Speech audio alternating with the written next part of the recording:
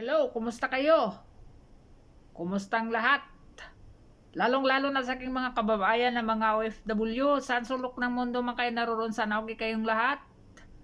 Kung bago ka pa lang dito sa aking channel, huwag kalimutan i-subscribe yung ating YouTube channel, Eli TV.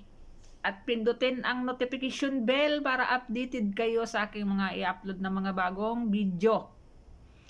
So, dahil Ramadan ngayon, medyo busy tayo kaya minsan lang tayo makapag-upload no ng ating mga vlog. Minsan pagod na kaya tulog. Minsan tinatamad scroll sa Facebook kaya hindi na makapag-vlog. Ayan. So marami tayong pag-usapan ngayon. So politika pa rin, no?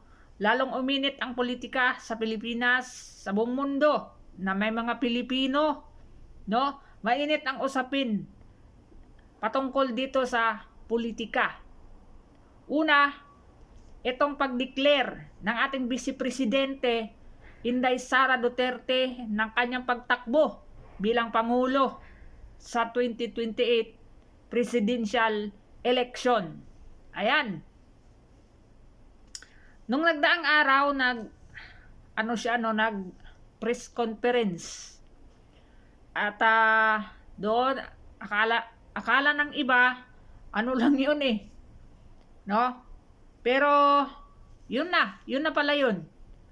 No? Nag-ano na siya na tatakbo siya bilang pangulo.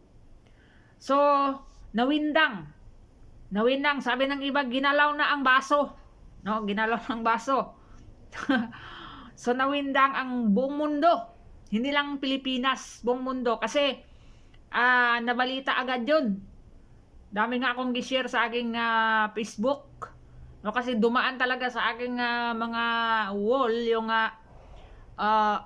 mga foreign media, kaya ni-share ko na rin sa aking Facebook, no, merong sa China, merong sa Africa, no, sa BBC, Al Jazeera, at marami pang iba, no, na mga foreign media, no, na balita yung kanyang pagtakbo bilang pangulo. So, maraming mga reaksyon ang mga tao, mga pro Duterte, anti Duterte. Yun lang naman ang meron tayo sa Pilipinas eh. Pro at saka anti. No? So, sa mga anti-Duterte, nandyan yung mga loyalista, nandyan yung mga dilawan na pinklawan, nandyan yung mga NPA, no? Yung mga no permanent address, no? Yan sila. Yan mga anti-Duterte yan sila, no? So ngayon, isip na sila kung sino ang magiging kalaban o ipangtapat nila kay Vice President Sara Duterte. Kasi si Sara ngayon ang malakas na kandidato sa pagkapangulo sa 2028. So yun guys, no? So maraming yung mga nag-analyze yung mga nag-a-analyze, ang daming nagsilabasan, no? Pati si Bam Aquino, tinira na nila. Alam niyo ngayon, nag-ano na yung mga dilawan. Nag-away-away na sila, no? Kasi ang gusto nila napatakbuhin, ayaw naman ng iba na dilawan na yun ang tatakbo, no?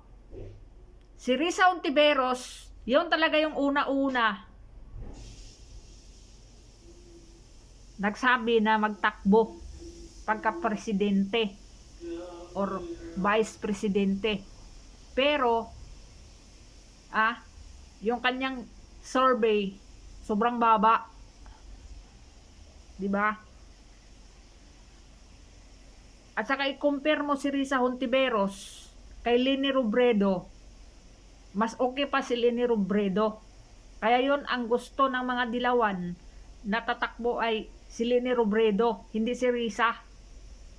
At saka yung iba, yung meron pang din, no, na nagsabi na si Tulpo, ang binasihan naman niya yung 30 million na followers ni Tulpo sa social media. Paano mo maging basihan yan? Ah? Kahit nga 30 million yung kanyang followers, eh, yung nag-follow sa kanya sa Facebook, nag-follow din dun sa iba niyang social media, yun pa rin yung mga taong yun.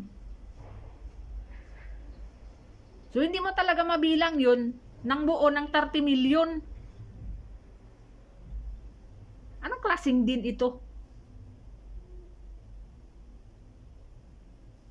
Kasi may nag-follow sa Facebook, may nag-follow din sa YouTube, yun pa rin mga taong yun. Oh, katulad sa akin, nag-follow ko ng isang content creator sa YouTube. Pinalo ko rin yung page niya. O same pa rin. Ako pa rin yun. So, hindi mo masabi yung 30 million na yung binilang mo ay magkaiba-ibang tao. Same lang yun. Diba? Gamitin naman ninyo yung inyong mathematics. Oh, ngayon ang tanong ng mga tao, sino ang magiging vice president ni Inday Sara? Oh, di ba? Noong nagdaang araw, may nagtulak kay Robin Padilla. Kanya-kanya talagang kwan ang mga tao. Merong Marcoleta, Cayetano, Bongo. Merong pang nag-endorse kay Magalong. Nakita ko si Raul Lambino. Ito si Raul Lambino, la PDP ito eh. No? Gusto niya si Magalong. Nako. Hindi pwede yan. Amy Marcos. Pero wala na, out na yan si Amy Marcos. Kung nakita ninyo yung interview kay Inday Sara kanina sa mga banateros, meron silang sinabi doon na out na si Amy. Kasi parang tinanong nila si Inday Sara sa sa op ba, yung opcam. No? Na siguro ganon. Kasi sinabi nila wala, out na si Amy Marcos. So meron nang napili si Inday Sara na magiging katandim niya. Last year pa daw yun na ni ano niya, kumbaga kinuha niya or ano bang sabi? Basta girecruit. Nirecruit niya. So, meron na. At ang sabi niya kanina, yung nirecruit niya na vice president, yun daw ang magpanagot ng mga yung may mga anomalya ng politiko ngayon. Yan. So, alam nyo, ang kabila naman, loyalista, Binglawan, ay mag-join force sila. Yun yung tinawag ni Risa Hontiveros na United Opposition. Sila yun. Pinklawan, Dilawan, at saka loyalista. Mag-join force sila. So ngayon, i-analyze natin yung 15 million ng Dilawan at ilagay mo 10 million loyalista. Magkano na? Meron 25 million. Oh. Kasi sabi ng iba, yung 32 million daw ni Inday Sara, 10 million daw ang sa loyalista doon. Oh. Oy, ano mo na 10 million yung loyalista. Itanggalin natin yung 10 million ng loyalista. Mm. Ilipat natin doon sa kalaban. Pero tandaan ninyo, marami ng loyalista ngayon ang ano na, marami ng mga loyalista na ayaw nang bumoto sa mga kandidato ni BBM. Maraming mga loyalista na disappointed o na-disappoint o nagalit dahil dito sa kapalpakan ng administrasyon. Diba? At maraming galit na mga dilawan sa mga Marcos. So paano mo masasabi na solid ang dilawan at saka ang pulahan? Ito yung mga immortal itong magkaaway.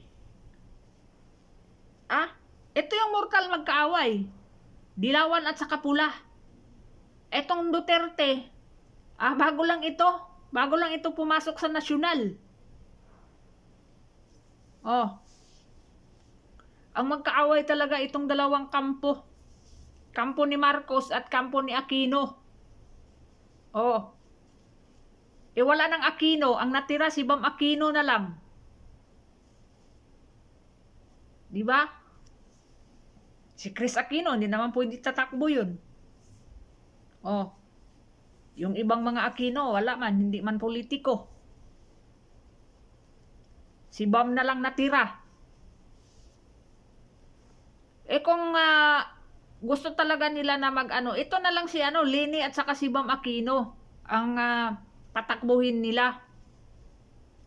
At alam ninyo, kanina pumunta doon si Marcos sa lugar ni Leni Robredo.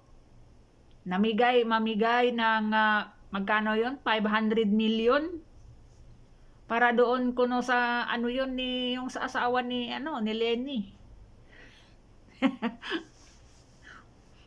Nakamidyas pa si BBM ng pink. Alam mo, ikaw Madam Leni Robredo, nakita mo naman kung paano binudol. Alam nyo, si Leni at saka si Sara, magkaibigan yan. Hindi lang nyo alam. Magkaibigan yan si Sara at saka si Leni. At may usap-usapan na baka daw Sara, Leni. Kasi noong 2022, merong nagrusa. Robredo Sara. Doon sa Bicol. Doon sa Bicol, yung meron palang gobernador diyan sa Bicol na ayaw kay Marcos. Kaya nagrusa, Robredo Sara. Ewan ko lang kung yun pa yung gobernador ngayon. So, ano sa tingin nyo? Sa tingin ko, hindi tatakbo si BBM. No? Baka magpahinga yan kasi may sakit. Yung balita-balita na magpa-opera doon sa Amerika. Baka magpahinga na yan. Pero, mag-endorso siya ng isang politiko na sa tingin nila tatalo kay Inday Sara. Baka nga si Leni, yung kanyang i-endorso. Kung magpabudol si Leni, kung magpabudol siya, pero siguro naman sa mga karanasan at yung mga sa mga nagdaan, ayan, sa mga nakaraan. Grabe, no? Masabi mo talaga na mahilig talaga, okay lang kumain ng suka pagdating sa pera. Ganon talaga karumi talaga guys ang politika. Politics. Yun eh. Dirty politics ang Pilipinas. Bro, sa Amerika nga, yung pagtakbo ni Donald Trump, binaril pa nga si Donald Trump noon eh. Diba? Yun delikado. Si Inday Sara, meron ding threat. Meron. Kaya yung nagkaso-kaso, pinailan ng kaso yan eh. Doon sa pagbanta-banta niya kay BBM ko, no? Hindi ba nyo alam na si Inday Sara, meron ding banta sa buhay? Diba? Hindi lang sila halata. At hindi nanggaling sa kanilang bunganga. Diba? Kaya nga si Inday Sara, gianon niya yan. Sinabi niya yan. Yung, kung patayin niyo ako, ipapatay ko rin kayo. Meron na akong taong nagbili na ako ng tao. Pag mamatay ako, yun ang papatayin din ninyo. Di ba? Ganon yun eh. Bakit? Anong gusto nyo? Antayin ni Sara Duterte na magiging Ninoy Aquino siya na binaril dyan sa airport? Ano kayo? Hilo? Hindi na tayo natuto sa mga nakaraan. Sa panahon ni Marcos Sr. yun. Kaya nga magkaaway yung dalawang kampo na yan dahil pagkamatay ni Ninoy Aquino. Diba? Pero umamin ba si Marcos Sr. na siya nagpapatay doon? Hindi. Hanggang ngayon, hindi nila alam sino nagpatay noon eh. Diba? Ganon yun. Tapos, gusto nyo magpasaya-saya na lang si Inday Sara? Hindi niya hantayin na ipareho siya kay Ninoy Aquino. Kasi yung Marcos, mga ano talaga yan. Kung sano pa, yung gutom, parang gutom na gutom sa kapangyarihan. Diba? Ganun yun eh. Tingnan mo yung tatay, umabot ng 21 years. Si Digong 6 years lang. Pero ang daming nagawang tulay. Si Marcos Sr., dapat lang na meron siyang magawang mga proyekto dahil sa tagal niya nagserbisyo bilang presidente. Di ba? Yung anak ngayon, wala talaga. Puro corrupt. Yung mga tauhan niya. Pati pa siya damay. Kasi siya daw ang leader, aywan. Di umano. Yung mga deliver ng malita-malitang pera. Ay, nako. Kaya guys,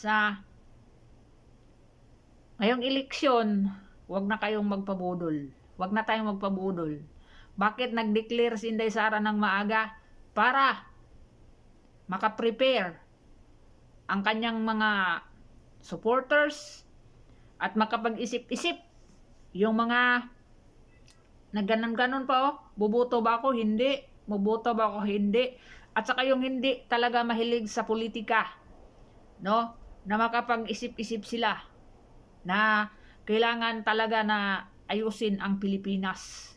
At walang iba makaayos ng ating Pilipinas kundi si Inday Sara at ang kanyang vice presidente. Ako, meron na akong Ang gusto ko talaga sanang vice presidente ni Inday, si Robin Padilla eh. Hindi lang natin alam. Kung ano ang